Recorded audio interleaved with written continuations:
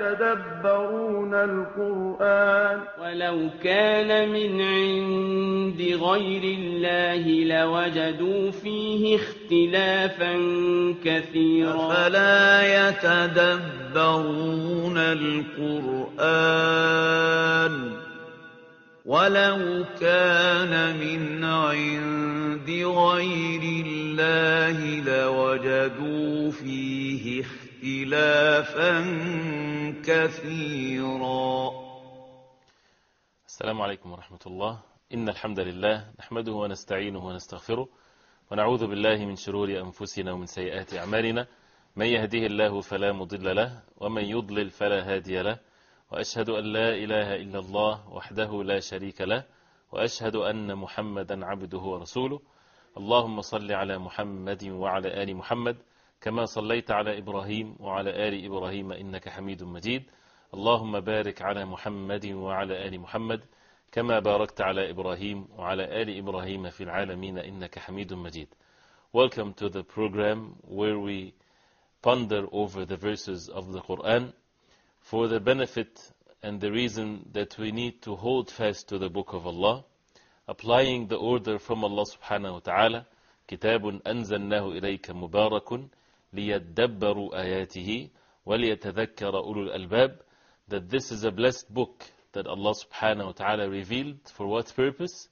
For people to ponder over its verses.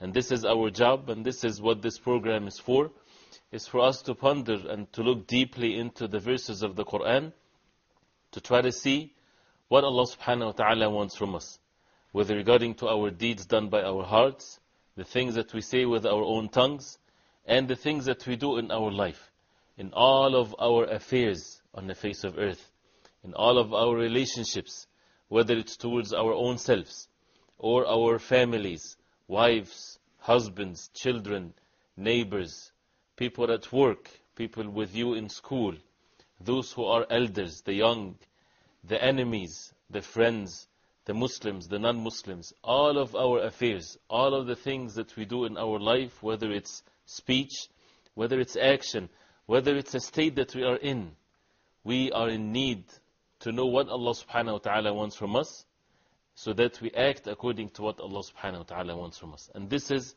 how we seek this guidance. And this is how we need to change our lives, to get to know what Allah subhanahu wa ta'ala wants from us, because we are servants of Allah.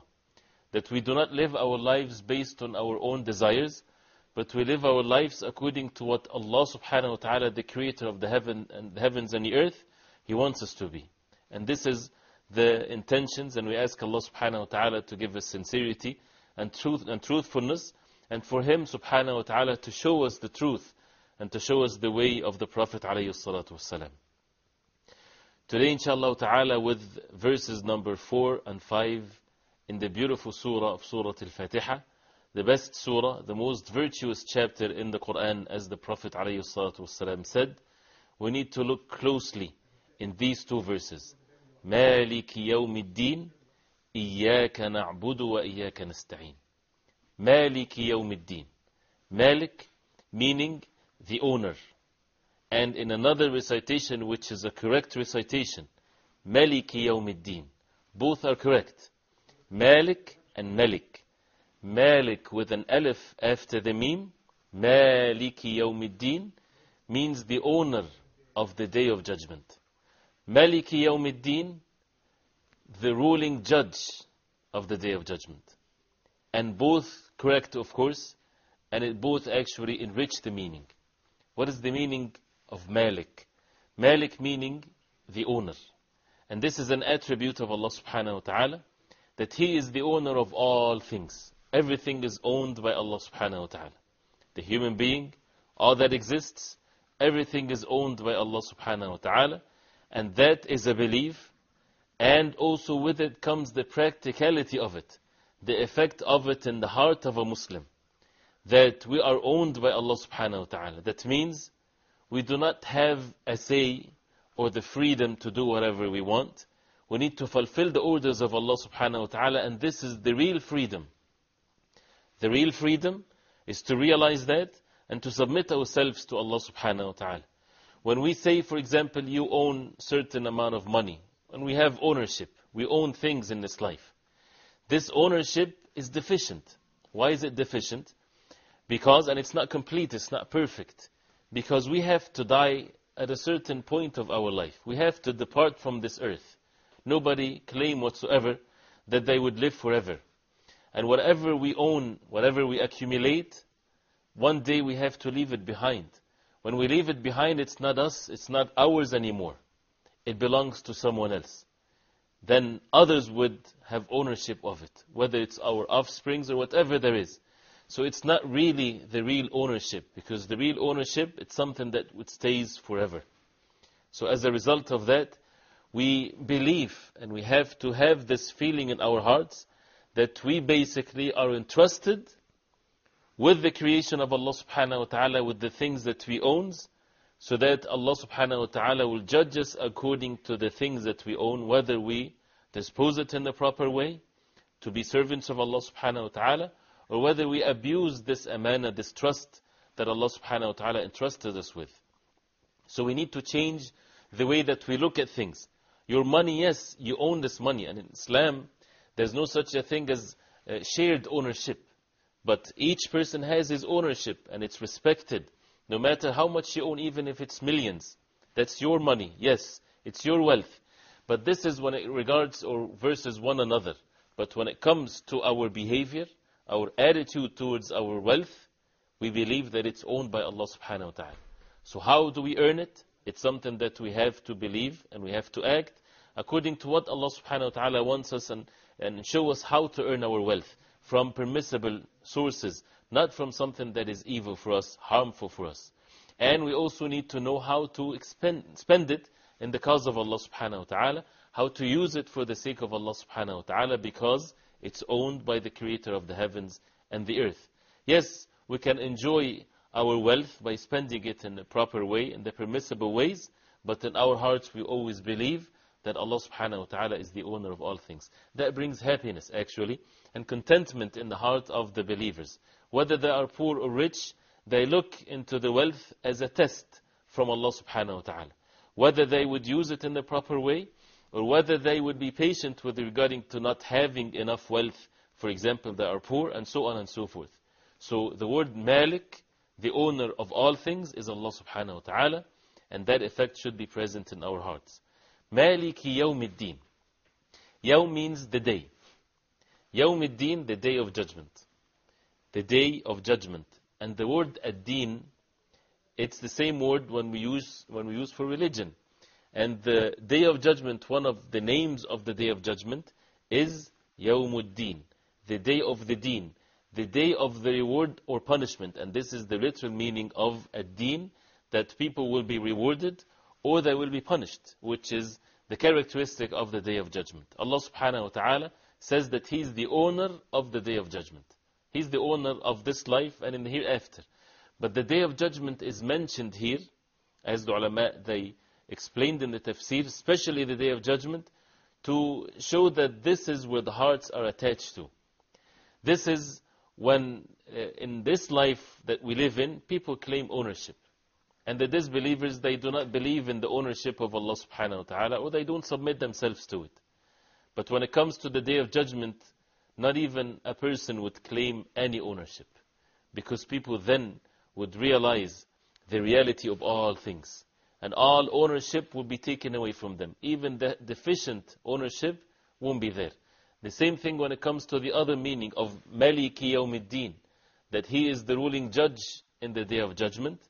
People might have some ruling status on the face of earth. They can be kings, presidents, owners of things, and they have authority over people, over things. But in the day of judgment, there is no ownership. There is no status. There is no ruling over others. Everything is owned and ruled by Allah subhanahu wa ta'ala. He subhanahu wa ta'ala is the one that will judge among people. So that's why it's exclusive to Allah subhanahu wa ta'ala. So it's a reminder for the human beings, for the believers, to have their hearts attached to Allah subhanahu wa ta'ala, that there is no sound religion, no sound obedience to Allah subhanahu wa ta'ala, unless the believers, they believe in the day of judgment. Otherwise, how would a person have patience and have the the ability and the zeal to struggle and to strive for the sake of Allah subhanahu wa ta'ala. When we see so many injustices occurring on the face of earth, nobody can deny that. There's so much injustice, especially at a time when the religion of Islam, because of the weakness of the Muslims, is not prevailing. And as a result of that, you would see so much injustices on the face of earth, that people of wealth are being greedy when it comes to the poor, and so on and so forth, and injustices and killing, and so much bad things and evil things that happens, that when a person ponder over this, he does not see the justice being prevailed at their lifetime. When a person is killed and he doesn't know why he's being killed, or killed in an unjust way, where is the real justice will be served? In the Day of Judgment. That brings the patience as a positive action, that the person is obedient to Allah subhanahu wa ta'ala, seeking the rewards from Allah subhanahu wa ta'ala only in the Day of Judgment. And this is a very important point, that we as Muslims, we seek the rewards from Allah subhanahu wa ta'ala only in the Day of Judgment. In this life, yes, the person will be blessed as a result of being obedient to Allah subhanahu wa ta'ala, but the real reward that we seek, our intentions when it comes to the good deeds, we seek the rewards from Allah subhanahu wa ta'ala only in the Day of Judgment. And that's why the verse, Maliki Yawmiddin. He is the owner, He is the ruling judge in the Day of Judgment. As we mentioned before, Surah Al-Fatiha has all the different meanings that are present throughout the Quran.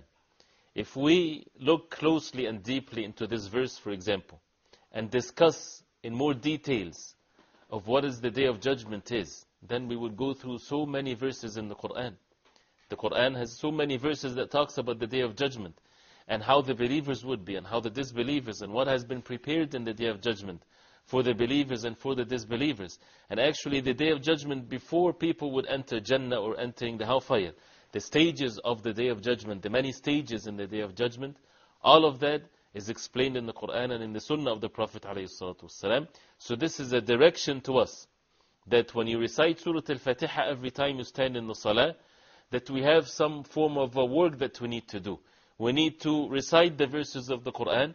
We need to learn of what Allah subhanahu wa ta'ala mentioned in the Quran and in the Sunnah of the Prophet ﷺ about the things that would happen in the Day of Judgment. It's unseen to us, but Allah subhanahu wa ta'ala revealed it in the Quran and in the Sunnah of the Prophet ﷺ for us to ponder over, to act accordingly.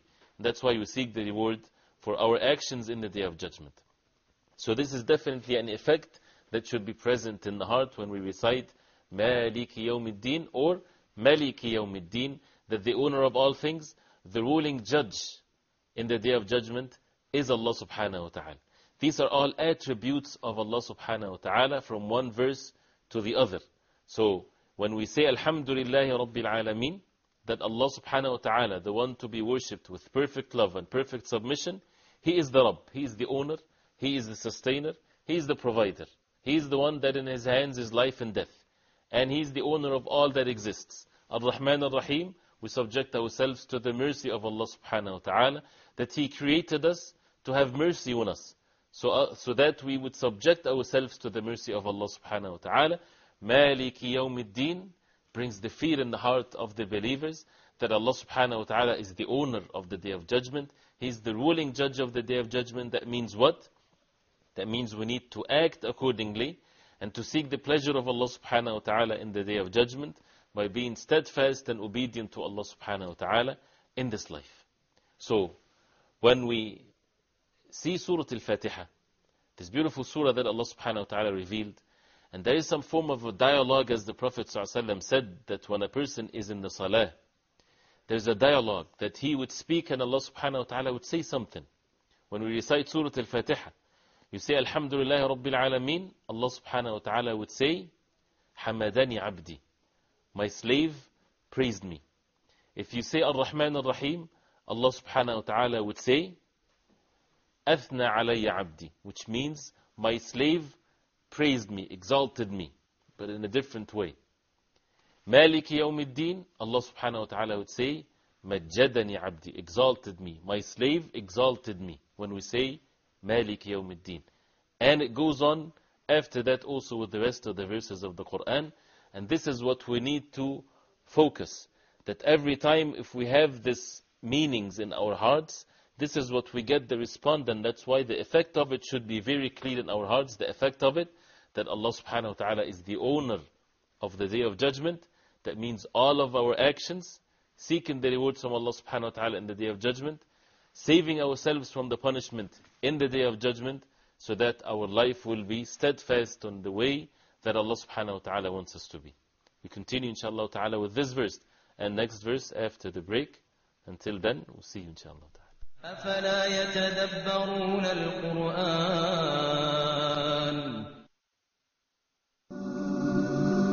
So this is an open invitation for everybody to recognize God and enjoy His blessings in this life and His mercy in this life and in the hereafter as well. Allah, Ar-Rahman, Ar-Rahim. Each name has a meaning. Each name signifies a nature of Allah the Almighty which no one shares or is compared to Allah in it.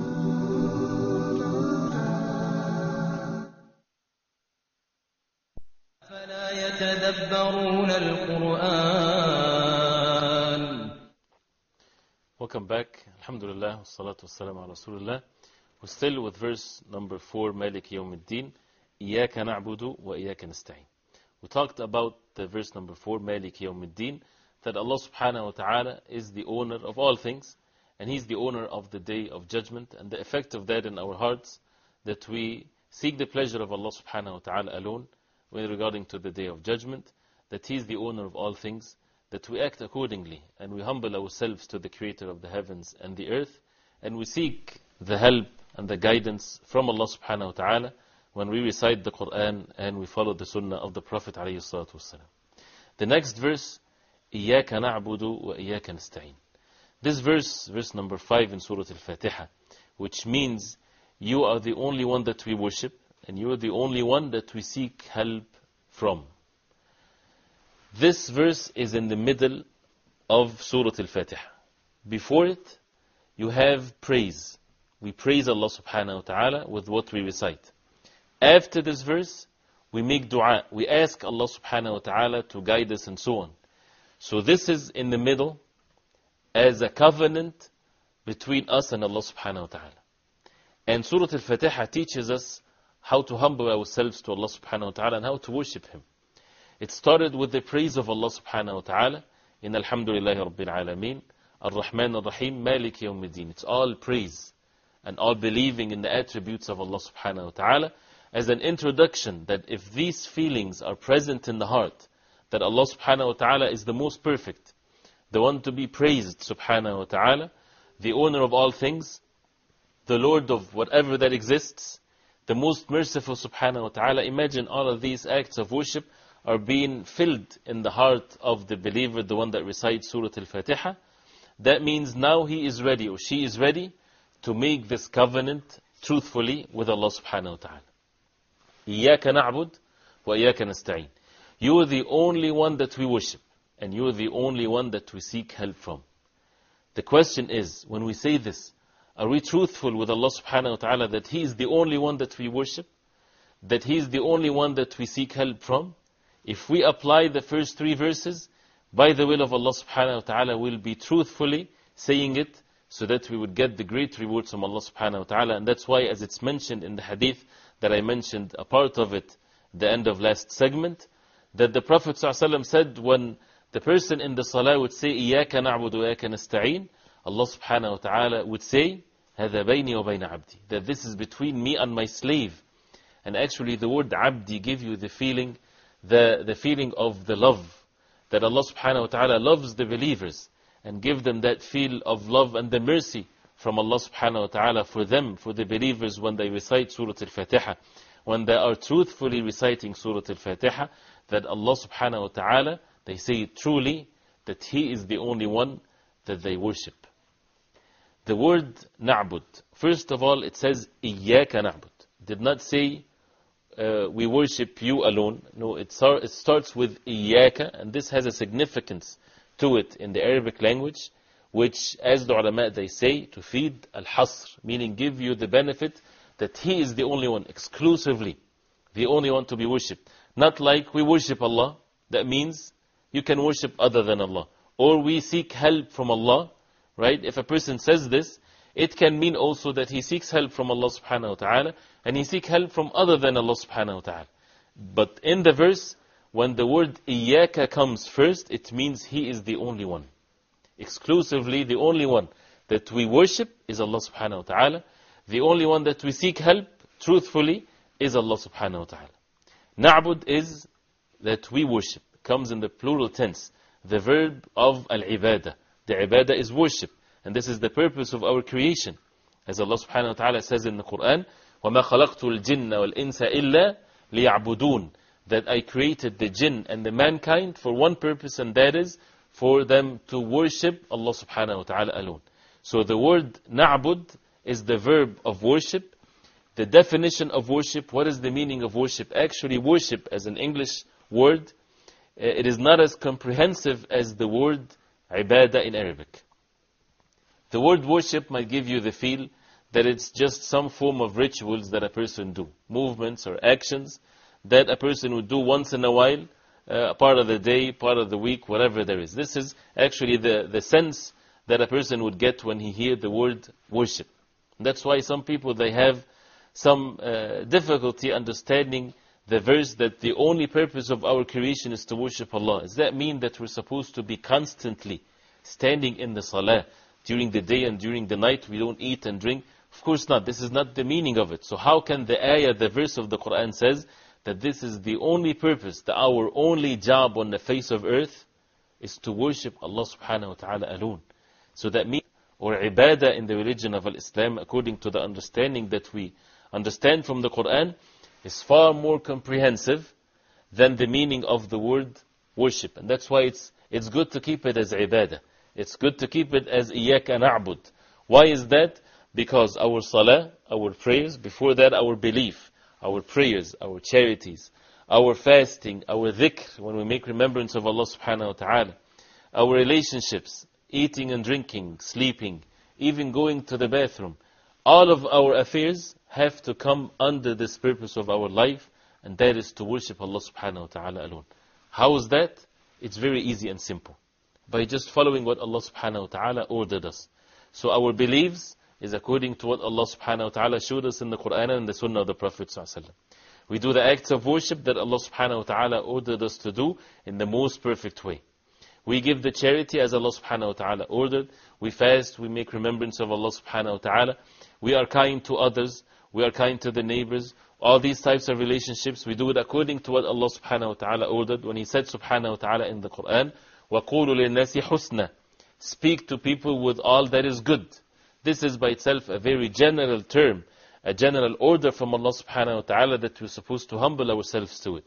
Anything that is of goodness, we're supposed to speak to others with it. The same thing when it comes to eating and drinking. Everybody eats and drinks. But when it comes to the believers, because they know that they have been created only to worship Allah subhanahu wa ta'ala alone, they eat from the provisions from Allah subhanahu wa ta'ala. They have a belief in it, that this food that you're eating has been written for you, that this is your provisions. From who? From the owner of the heavens and the earth, from Allah subhanahu wa ta'ala. So when the Muslim eats and he says Bismillah before he eats, in the name of Allah subhanahu wa ta'ala, that this is a blessings from Allah subhanahu wa ta'ala, we don't have the power to provide for our own selves. How many people they get together to fix the piece of bread that you would eat, for example, from the farm all the way to the manufacturers of flour, for example, and the bag that you would have the bread in, and so on and so forth. All of these people, they get together by the power of Allah subhanahu wa ta'ala to provide, in which the provision is from Allah subhanahu wa ta'ala alone, and the same thing for everything else. So the believers, when they eat and they drink, and when they say Bismillah in the name of Allah, and after they finish, they follow the Sunnah of the Prophet ﷺ, and they would praise Allah subhanahu wa ta'ala, saying Alhamdulillah الذي أطعمنا وسقانا, and so on, that they praising Allah subhanahu wa ta'ala. That means they are in constant worship and ibadah of Allah subhanahu wa ta'ala. That they would eat so that they will be able to stand in the salah and make ibadah. Otherwise, the way that Allah subhanahu wa ta'ala created us, that we need to eat and drink. For what purpose? To be able to establish the salah, to enjoin good and forbid evil, and to make the truth prevail, and to forbid the falsehood and so on. All of that needs physical energy, and we get that by eating and drinking. We have to get rid of the waste that we would have in our bodies. This is also something done for the sake of Allah subhanahu wa ta'ala. And if we follow the way of the Prophet alayhi salatu wasalam, we would get the rewards. Why? Because we do this only for the sake of Allah subhanahu wa ta'ala alone. So basically, al-ibadah is such a comprehensive word that encompasses everything in our life, whether it's speech or action, whether it's something that is done inwardly or outwardly. So everything is basically supposed to be acts of worship. And that's why the ulama, and again it might be a little bit dry when you hear these types of things, but it's important to comprehend it well and to refer back to these general terms because it makes it easy in our life. When we recite the Quran and the Sunnah of the Prophet ﷺ, that we would find that the rulings are basically 5. That everything that you do in your life has to be one of these 5 rulings. You are either doing something that is an obligation, and again we get to know this from the Quran and the Sunnah of the Prophet ﷺ, or you're doing the opposite of that, which is the haram, the forbidden things, or doing something that is recommended, that if a person, if he does, he would get rewards. If it's not done, a person won't get a sin, the recommended acts. And the opposite of the recommended acts is the disliked acts, the makruh. Although the makruh, if a person doesn't do it, he would get a rewards for not doing it. And if he does it, he won't get a sin. This is disliked. It's not haram. It's not into the level of a sin. And the 5th ruling is al-mubah, the permissible things. Eating, drinking, and so on and so forth. And all of this is part of our religion. We get to see how to do it and how to do it in the most perfect way according to the way of the Prophet ﷺ. So when it comes to the obligations, we do it in the most perfect way. When it comes to the haram, the forbidden acts, we stay away from it. This is an act of worship, to stay away. Although you're not doing anything, but this is an act of worship. And when it comes to the recommended acts, we do it to the best of our capacity. And the disliked acts, we stay away from it to the best of our capacity. And when it comes to the mubah, to the permissible acts, we do of it according to the moderation of it, and according to the sunnah of the Prophet ﷺ, you would find all of our affairs will be according to the purpose of our life, and that is to worship Allah subhanahu wa ta'ala alone. So as a result of that, who is the one that we worship? Allah subhanahu wa ta'ala. The one that we make dua and supplication to is Allah subhanahu wa ta'ala, none but Allah subhanahu wa ta'ala. The one that we pray to is Allah subhanahu wa ta'ala, and so on and so forth. So He's the only one worthy of worship. So any order comes in the Quran later on, Ya ayyuha alladhina amanu, O you who believe, then what comes after it, an order from Allah subhanahu wa ta'ala, something that we are forbidden to do, we submit ourselves. Why? Because we've been created only to worship Allah subhanahu wa ta'ala, and this is the worship. Actually, the Prophet ﷺ, again, to show the virtuousness of Surah Al-Fatiha, he said in the hadith that I mentioned with regarding to what Allah subhanahu wa ta'ala responds to a person when he's reciting Surah Al-Fatiha, the Prophet ﷺ said that Allah subhanahu wa ta'ala said, قَسَّمْتُ الصَّلَاةَ بَيْنِي وَبَيْنَ عَبْدِي نِصْفَيْن, that the salah has been split between me, between Allah subhanahu wa ta'ala and His slave, and my slave, into 2. And the salah here refers to the Fatiha, to Surah Al-Fatiha. So Allah subhanahu wa ta'ala called Surah Al-Fatiha as-salah, to show that the Fatiha is the prayer, how it is an important part of our prayer, and how it's a pillar of our prayer, and that's how we worship Allah subhanahu wa ta'ala with Surah Al-Fatiha, and with all the different orders from Allah subhanahu wa ta'ala. So the word إِيَّاكَ نَعْبُدُ, He's the only one that we worship, وَإِيَّاكَ نَسْتَعِينَ, and you are the only one that we seek help from. Worship comes first because this is the purpose of our creation, and seeking help from Allah subhanahu wa ta'ala comes right after that. We need power to do things. We need definitely the help from Allah subhanahu wa ta'ala. Because the power that we have to even lift our hands is owned by Allah subhanahu wa ta'ala. And He is the provider for this power. So as a result of that, we need the help from Allah subhanahu wa ta'ala to be able to establish the first part of the verse, which is the ibadah. You know that the orders of Allah subhanahu wa ta'ala are many in the Quran and in the Sunnah of the Prophet alayhi salatu wasalam, that we have to take many measures to fulfill the orders of Allah. And that's why the religion of Islam is such a dynamic way of life. that we cannot be lazy. We have to, when it's time for the salah, we have to take certain measures. We have to purify ourselves from impurities. We have to adorn ourselves with the wudu and perform the wudu. Physical actions that for us need to do. We have to, as men, to go to the masajid, to the houses of Allah, to make the salah. This is all needs some effort, needs some power for the person to do that. To stand and to make ruku' and to make sujood. For the hearts to be in state of humbleness. For the hearts to have the sincerity. To seek the pleasure of Allah subhanahu wa ta'ala alone. All of that needs so much power and help and guidance from the Creator of the heavens and the earth. That's why when we say إِيَّاكَ نَعْبُدُ وَإِيَّاكَ نَسْتَعِينُ, we say it in a humble way, in a very humble way, that this ibadah, this acts of worship, we can never do it unless Allah subhanahu wa ta'ala help us. So we turn to Allah subhanahu wa ta'ala with this, that He is the only one that we seek help from in fulfilling the ibadah and fulfilling all of our affairs in our life. We need the help from Allah subhanahu wa ta'ala. See how the perfect meaning of being servants and slaves of Allah subhanahu wa ta'ala is served? When everything in our life, we seek the help from Allah subhanahu wa ta'ala in fulfilling it.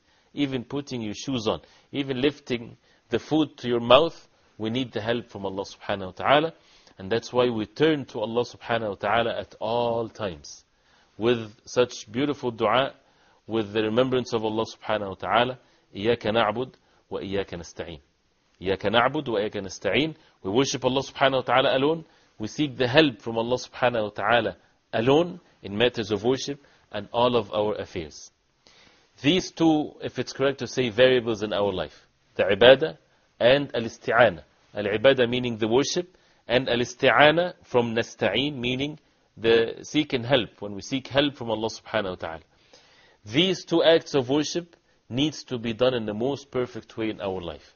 We would see inshallah ta'ala in the next segment how people, when it comes to al-ibadah wal-isti'ana, they are different. Some people perfected and some people have deficiency in one or the other. And how can we perfect our ibadah and our isti'ana, seeking help from Allah subhanahu wa ta'ala, so that we fulfill what Surah Al-Fatiha is calling us to do, to be steadfast on the deen of Allah. So inshallah in a few minutes we continue with the verse إِيَّاكَ نَعْبُدُ وَإِيَّاكَ نَسْتَعِينُ. أَفَلَا يَتَدَبَّرُونَ الْقُرْآنَ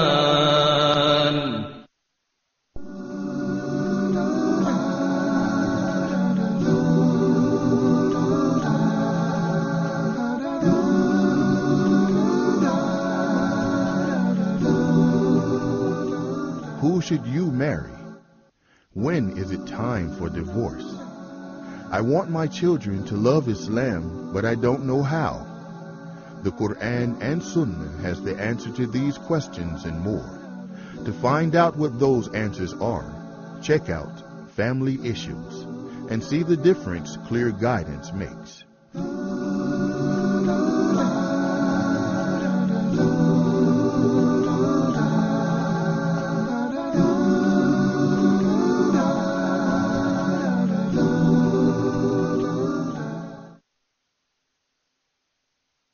أَفَلَا يَتَدَبَّرُونَ الْقُرْآنَ. Welcome back. Alhamdulillah. Wassalatu wassalamu ala Rasulillah. Al-ibadah wal-isti'ana. With the verse number 5 in Surah Al-Fatiha, إِيَّاكَ نَعْبُدُ وَإِيَّاكَ نَسْتَعِينُ. How can these two acts of worship be perfect in our life? Of course, we cannot be perfect in the meaning or the sense of being perfect, because we have to fall in some deficiencies. And that's why we turn to Allah subhanahu wa ta'ala constantly with seeking forgiveness from the Creator of the heavens and the earth. And that's why the Prophet ﷺ used to ask Allah subhanahu wa ta'ala for forgiveness every day 100 times. And he said subhanahu wa ta'ala, فَعْلَمْ أَنَّهُ لَا إِلَهَ إِلَّا اللَّهِ وَاسْتَغْفِرْ لِذَنْبِكَ. That know that there is no one worthy of worship except Allah. This is the Tawheed, the oneness of worship of Allah subhanahu wa ta'ala. وَاسْتَغْفِرْ لِذَنْبِكَ. And seek forgiveness from Allah subhanahu wa ta'ala for your sins. So this is the practicality of the deen of Islam. We are human beings. And this Quran is from Allah subhanahu wa ta'ala to the human beings. That they should not be in state of despair from the mercy of Allah. They need to constantly repent to Allah subhanahu wa ta'ala. And always asking Allah subhanahu wa ta'ala for forgiveness.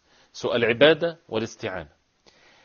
Ibn al-Qayyim rahimahullah, he mentioned that people with regarding to al-ibadah, the worship and seeking help from Allah subhanahu wa ta'ala, which is al-isti'ana, are of 4 categories. Pay attention with me, because we need to figure out which one are we in and how can we be among the best of the groups that are mentioned. And it's very easy to memorize these 4 groups and to know them. How is that? You have 2 variables, right? Al-ibadah wal-isti'ana. Some people, they worship Allah subhanahu wa ta'ala alone, but they don't seek help from Allah subhanahu wa ta'ala alone.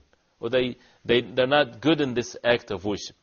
They worship Allah subhanahu wa ta'ala, they make their salah, they give the charity and so on, but they don't seek help from Allah subhanahu wa ta'ala to even fulfill the ibadah.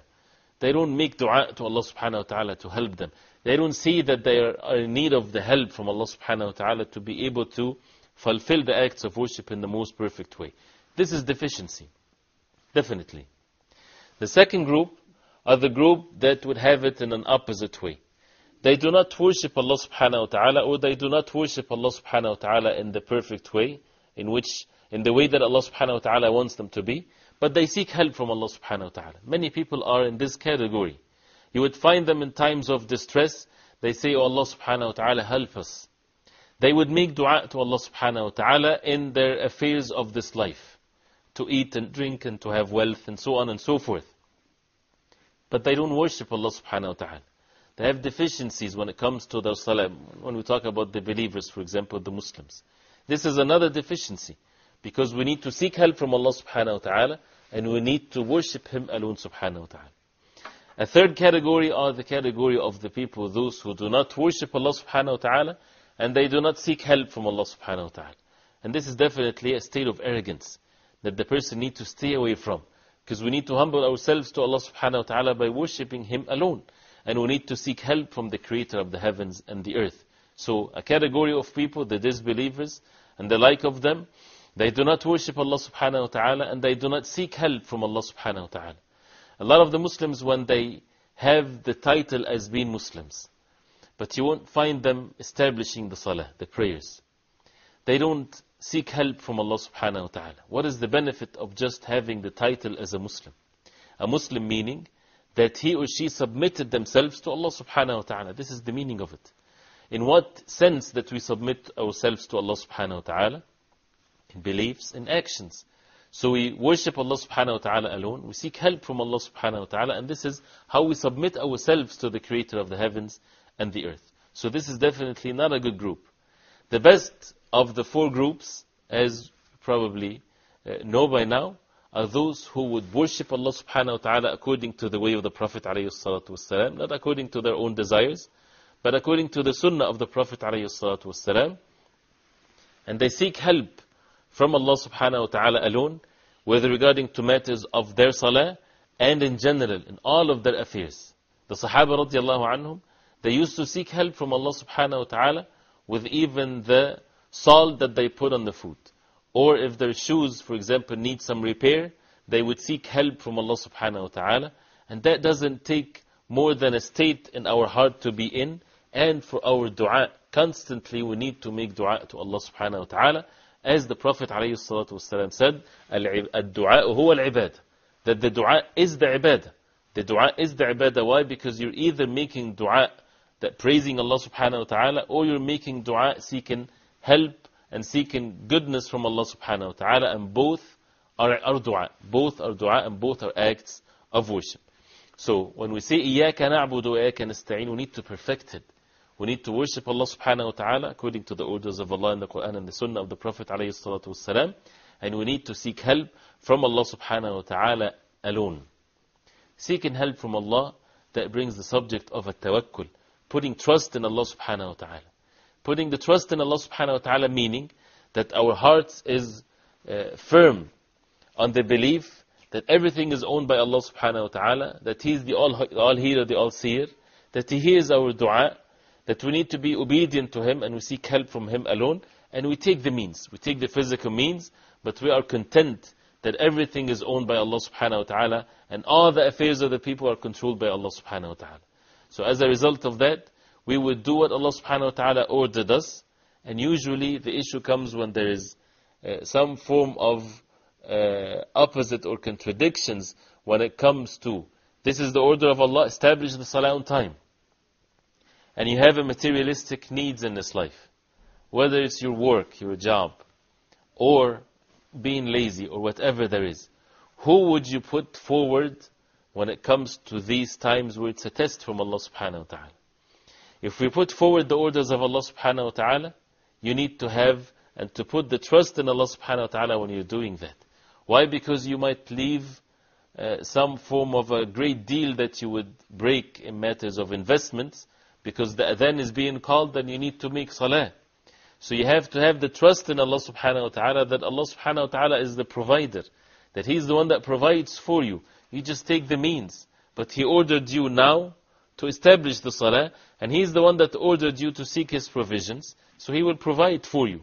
And you already taken the means. You're not staying at home making dua that Allah subhanahu wa ta'ala provides for you, and you don't take the means. No, of course you take the means, but the orders of Allah subhanahu wa ta'ala comes first. You don't deal in what is haram. You don't buy and sell in something that is evil and it's forbidden for us. Why? Because you are an obedient slave to Allah subhanahu wa ta'ala.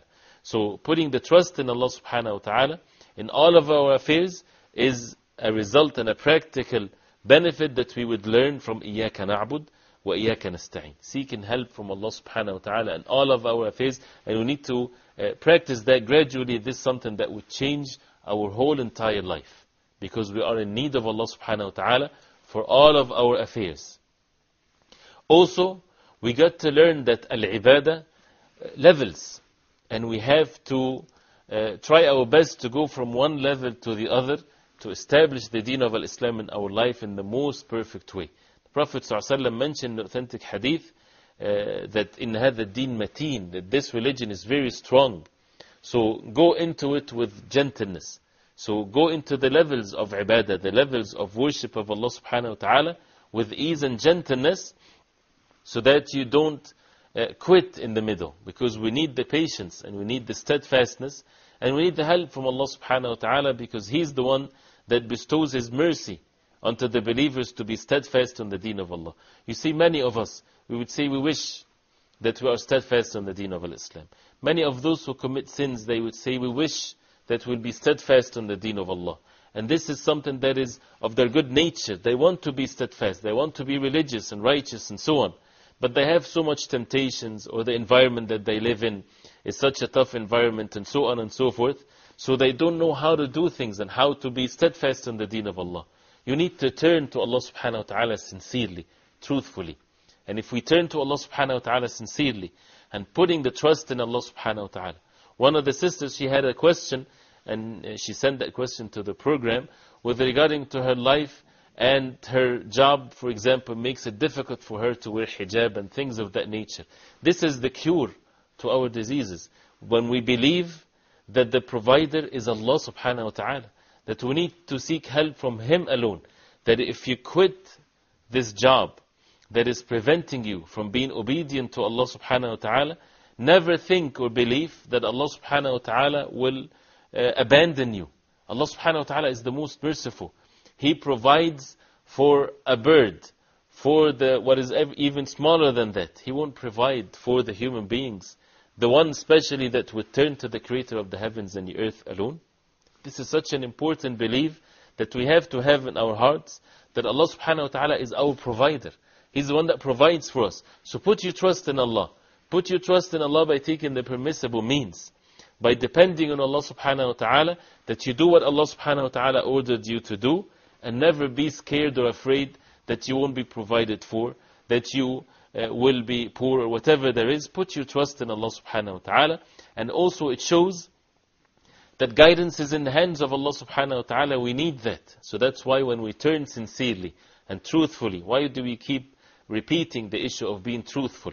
We need to be truthfully making dua to Allah subhanahu wa ta'ala, that He guide us to be steadfast on the deen of Islam, that we are strong facing the temptations and facing the tough environment that we might live in, to be steadfast on the deen of Allah, and to have the patience till our final destination, till we enter the Jannah of Allah subhanahu wa ta'ala. So this is something that we have to realize. Another benefit when it comes to reciting these verses of the Quran, that we need to take the time to learn the acts of worship that since we say إِيَّاكَ نَعْبُدْ, so how can we worship Allah?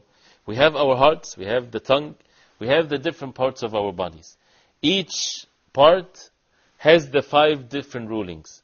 There is the permissible acts, there is the obligations, there is the sinful acts, there is the recommended acts, and there is the disliked acts. This is with regards to the deeds of the heart, with regards to what we say with our tongue, with regards to what we do with our different parts of our body, and all of that is laid clearly mentioned in the Quran and the Sunnah of the Prophet ﷺ.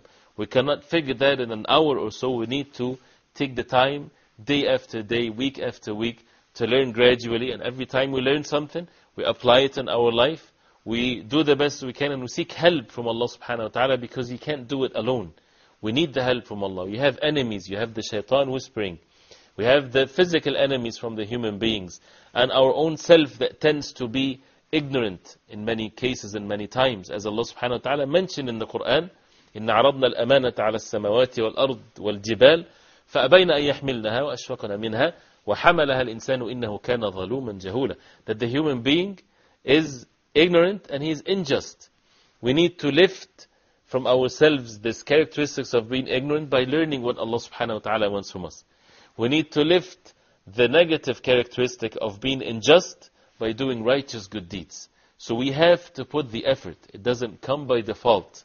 We have to do something. We have to be patient in applying the orders of Allah.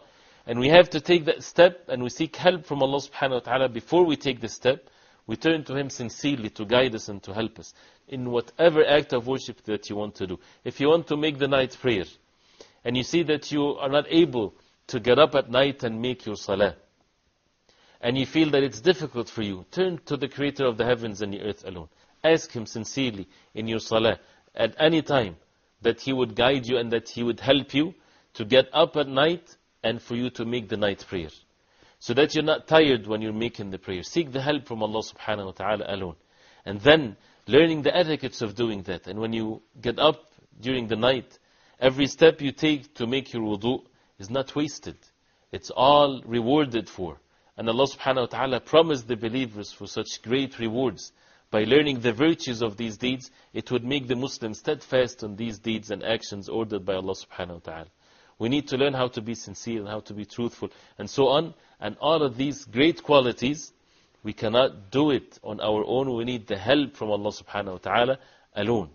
We also learn that when we believe that Allah subhanahu wa ta'ala is the owner of the Day of Judgment, that's what gives us strength.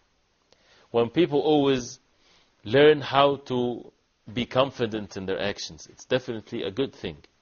But we as Muslims, we say La hawla wa la quwwata illa billah, which means there's no might and power except from Allah subhanahu wa ta'ala. So it even makes you stronger. And the strongest person on the face of earth is supposed to be the Muslim. When it comes to actions by the heart, the most brave, the most patient, the most truthful, and so on, supposed to be the Muslim. And when it comes to actions done by our bodies, why? Because we seek help from the most powerful subhanahu wa ta'ala. Ibn al-Qayyim said in a very beautiful statement, the meaning of which, if we were ordered to push a mountain from its place, although we're not ordered to do that, Allah subhanahu wa ta'ala is the most merciful. All the orders are something that is easy for us. We're not ordered to do something that is over our capacity. If it's over our capacity, actually, you would find the ease comes in place. You're not able to make the salah standing, you make it sitting, and so on. So he said, if you were ordered to push a mountain from its place, if this was the order from Allah subhanahu wa ta'ala, and of course it's not, but if it was, if you put your trust in Allah subhanahu wa ta'ala, you will do it. That means what? That means in all the orders from Allah subhanahu wa ta'ala, just put your trust in Allah. Seek help from Allah subhanahu wa ta'ala alone. Be truthful about this. Take the means. You would find that the religion of Islam is so easy to be practiced. And you will have the joy in this life and in the hereafter as a result of being steadfast on the deen of Allah subhanahu wa ta'ala. We need to ponder over these verses. And we need to continue with Surah Al-Fatiha. And now we are at a point where after that it's the dua, the beautiful dua in Surah Al-Fatiha that we will talk about inshallah ta'ala if Allah subhanahu wa ta'ala give us life next week. And please send your questions, your comments, your concerns, your suggestions even for us to make this program more benefiting and for us to act according to the Quran so that we fulfill the purpose of our life, and that is to worship Allah subhanahu wa ta'ala alone. We ask Allah subhanahu wa ta'ala to adorn our hearts with the words of Allah, the Quran, and see you inshallah next week. وصلى الله وسلم وبارك على محمد وعلى آله وصحبه وسلم والسلام عليكم ورحمة الله وبركاته. أفلا يتدبرون القرآن ولو كان من عند غير الله لوجدوا فيه اختلافا كثيرا. أفلا يتدبرون القرآن ولو كان من عند غير الله لوجدوا فيه اختلافا كثيرا. أفلا يتدبرون القرآن ولو كان من عند غير الله لوجدوا فيه اختلافا كثيرا.